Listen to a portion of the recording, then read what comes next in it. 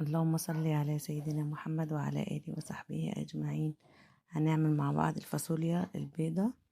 أكلة جميلة قوي، بتبقى مسكرة. أنا ما كنتش بحبها زمان، بس لما دقتها بصراحة بتبقى حلوة قوي وطعمها حلو، بالذات لما بتكتري لها الفلفل الأسود بتبقى طعمها تحفة. أنا نقلتها الناحية التانية بقى، وهحط معلقة سمنة كده في الحلة علشان هشوح فيها الفراخ قبل ما اسلقها. بحب اشوحها بيبقى طعمها احلى بمعلقة سمنة كده أو نقطة زيت اللي موجود عادي، يعني ده هيمشي وده هيمشي. وبحط لو عندي مستكة بحط فص مستكة يسيح مع السمنة، وطبعا حبهان ناعم أو فصوص الموجود برضو هحطه علشان بقى أدي للفراخ تشويحة كده مع الحبهان وورق لوري وبصل مثلا وطماطماية زي ما هتشوفوا كده دلوقتي. بحب طبعا أشوحها بيبقى طعمها أحلى. هنديها تشويحة. أنا هنا حطيت اهو فصين حبهان. لو عندك ناعم حطي ناعم، وكم ورقة لوري.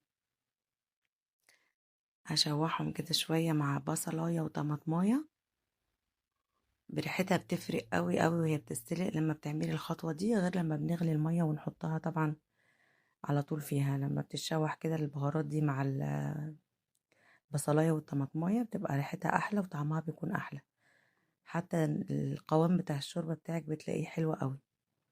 هنا هننزل بقى بالفراخ طبعا بعد ما اتغسلت كويس جدا وصفيناها وغسلناها بكل الحاجات طبعا، ونقعناها في محلول النقع اللي هو مية ودقيق وليمون، ولو في طحينة حطي معلقة طحينة برضو بتشيل الزفارة. بتبقى حلوة قوي.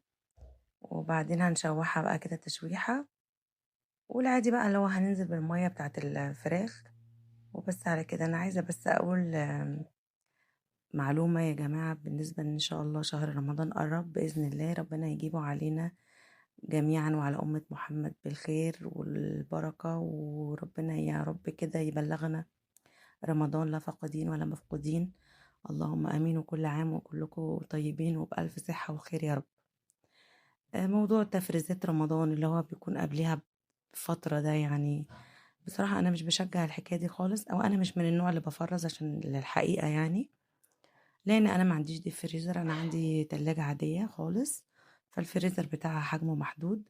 ممكن أجيب حاجات بسيطة قوي اللي هي مثلا الملوخية فروزن أحطها، آه خضار، حاجات بسيطة احيانا واحيانا لا يعني. لكن ان انا اجيب فراخ ولحوم واعمل حاجات كده لا، ما فيش بصراحة الكلام ده.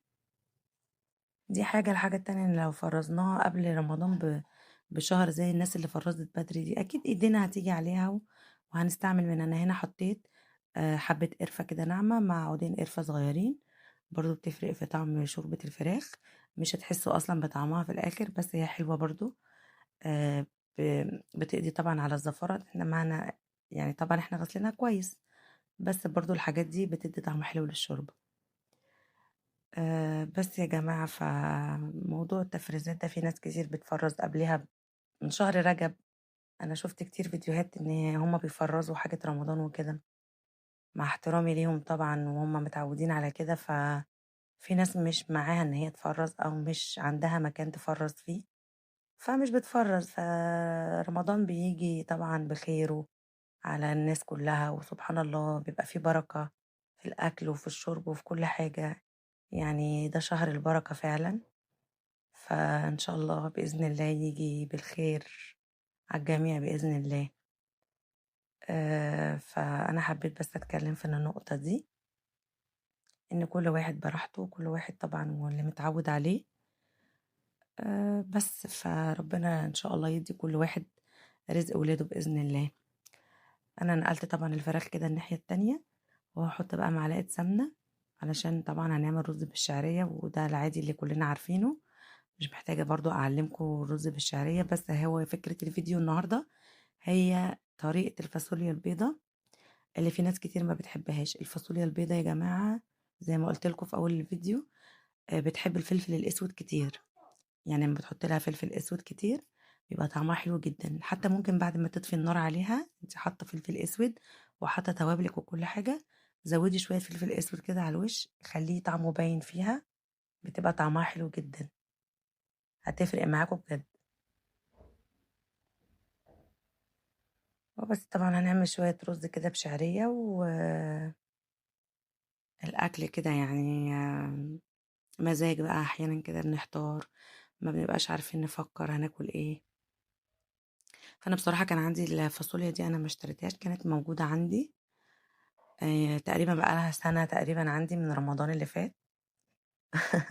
فما حصلهاش أي حاجة الحمد لله، ولا سوست ولا أي حاجة. طلعت منها كوباية كده، قلت أسلقها وأعملها زي ما انتوا شايفين. وهنا طبعا الرز بحط له مكعب مرق، اللي مش حابب يحط براحته. دي حاجة. في حاجة كمان، في ناس بتخزن اللوبيا اللي هي بتكون عندك من السنة للسنة دي، لأن أحيانا الحاجات دي ما بتستهلكهاش كلها. ممكن يكون عندك كمية مثلا بيحطوها في التلاجة. يعني في ناس بتحط اللوبيا والفاصوليا في التلاجة علشان يحتفظوا بيها ما تسوس. فأنا ما جربتش الموضوع ده قبل كده. دي محطوطة مش في تلاجة ولا حاجة، وبقالها من رمضان اللي فات. يعني خلاص احنا داخلين على رمضان وهو بقالها سنة، فما جرالهاش أي حاجة الحمد لله.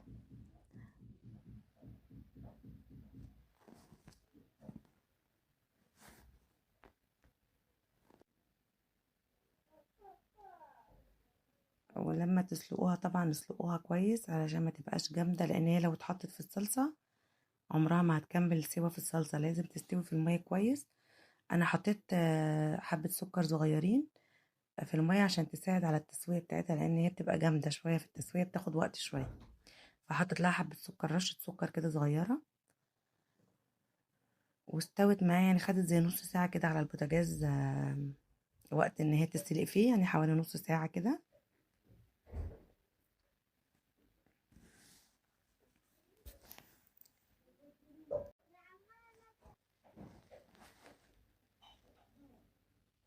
وهنا بقى خرطت كده بصلاية وحطيت عليها معلقة سمنة عشان هسبك التسبيكة بتاعت الفاصوليا. هي خلصت خلاص وانا صفيتها، ونفس الحلة هعمل فيها التغذية بتاعتها.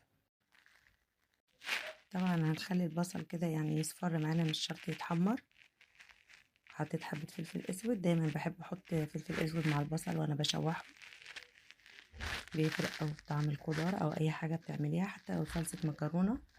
وهنا طبعا كنت ضربت القوطة وحطيتها، وكنت ضاربة معاها فص ثوم. حطيت حبة كمون، مكعب مرقة. التوابل اللي عندك حطيها، يعني لو بتحب التوابل. حبة فلفل اسود تاني، وكمان نحط لها حبة كزبرة برضو. وهنسيبها بقى تتسبك، وبعد كده هننزل عليها طبعا بالفاصوليا. حطيت معلقة صلصة عشان الطماطم طبعا مش حمرا، نزلت بمعلقة صلصة. هنا بعد ما اتسبكت ومصفين طبعا الفاصوليا وشطفناها كويس من ميتها، نزلت بيها. بس هي اهم تكة بقى فيها كده انك انتي تحطي فلفل اسود كتير. هنا الفراخ حمرتها وده الاكل بعد ما خلص، وبتبقى جميلة قوي يا جماعة. والله طعمها جميل، اللي ما بياكلهاش يحاول يجربها، طعمها تحفة وهيغير فكرته عنها وهيحبها. وهنا رشيت حبة دقة على الفراخ بتديها طعم حلو.